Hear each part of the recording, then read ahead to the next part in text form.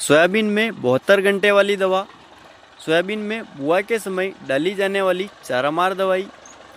Market में कई सारी खरपतवार नाशक दवाइयाँ उपलब्ध हैं जो कि अलग अलग साल्ट में और अलग अलग नाम से आती है, जैसे कि BASF कंपनी की वेलर 32, FMC कंपनी की अथॉरिटी नेक्स्ट, डव कंपनी की स्ट्रॉन्ग आर्म और टाटा रिलीज की मार्क।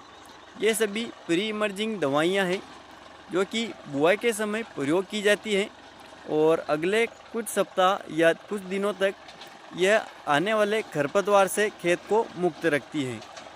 आज के इस वीडियो में हम बात करने वाले हैं सोयाबीन की फसल में 72 घंटे वाली दवा वेलर 32 के बारे में, जिसे कि कई किसान भाई कोरे की दवा के नाम से भी जानते हैं। आखिर यह दवा कैसे काम करती है, कितनी मात्रा में और कब इसका स्प्रे करना चाहिए, यह भी जानेंगे और साथ ही साथ में स्प्रे के समय रखे जाने वाली सावधानियां और ज़रूरी बातों को भी समझेंगे।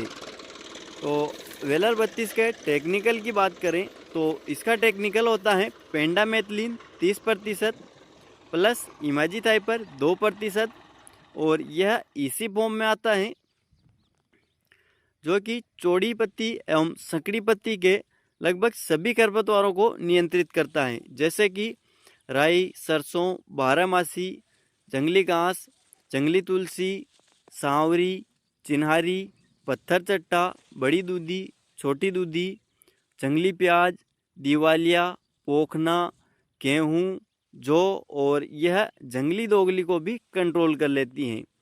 इस दवा के समय अंतराल की बात करें तो यह दवा लगभग 30 से 45 दिनों तक खरपतवार पर अच्छा कंट्रोल रखती है। अब इस दवा की मात्रा की बात कर लेते हैं। इसकी मात्रा की बात करें तो इसकी मात्रा आपको 800 ml प्रति एकड़ के लिए लेनी है, लेकिन स्प्रे करने से पहले कुछ ज़रूरी बातों और सावधानियों को भी जान लेना ज़रूरी है। सावधानियों के बारे में भी बात करेंगे, लेकिन उससे पहले अब हम ये जान लेते हैं कि इसका स्प्रे कैसे करना है।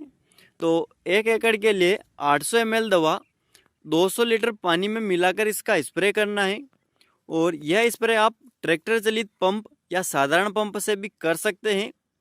यह दवा एक लेयर बनाती है, तो अगर आप इस दवा का प्रयोग पीछे चलते हुए करते हैं तो इसका रिजल्ट और भी अच्छा देखने में आता है।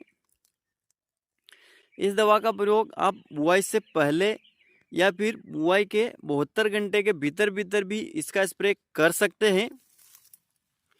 अब इस दवा के लिए ज़रूरी बातों और सावधानियों को भी जान लेते हैं। तो इसमें सबसे ज़रूरी बात यह है कि खेत में पर्याप्त नमी का होना बेहद ही ज़रूरी है। खेत में बराबर नमी होगी तभी यह दवा अच्छे से काम करेगी। अगर खेत में नमी कम होती है तो ऐसे में इस दवा से आपकी सोयाबीन में भी हल्का फुल्का नुकसान देखने में मिल सकता है, तो इसीलिए आप नमी का विशेष ध्यान रखें। दूसरी बात आपको यह ध्यान में रखनी है कि इसका डोज आपको सही रखना है। दवा लेते समय दुकानदार द्वारा बताई गई डोज और सावधानियों को ध्यान में रखकर ही स्प्रे करें। इसकी डोज कम या ज़्यादा ना करें और साथ ही साथ पानी भी आपको बराबर मात्रा में लेना है, यानी कि 1 एकड़ के लिए कम से कम 200 लीटर पानी आपको ज़रूर लेना है।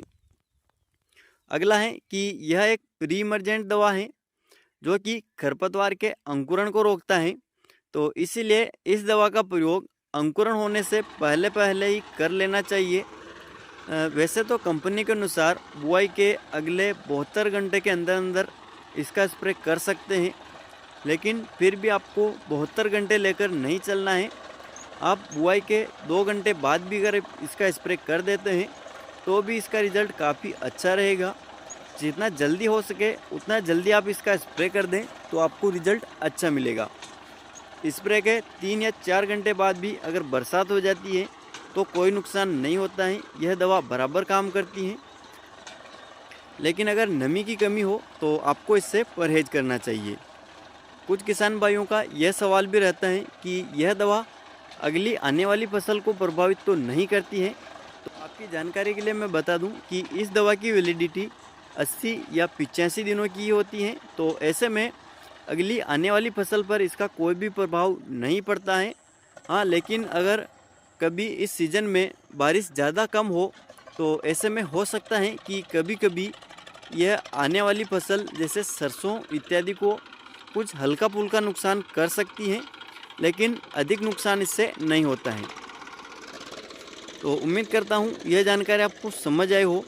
वीडियो पसंद आया हो तो वीडियो को लाइक और चैनल को सब्सक्राइब करना ना भूलें। मिलते हैं नए वीडियो के साथ। धन्यवाद दोस्तों।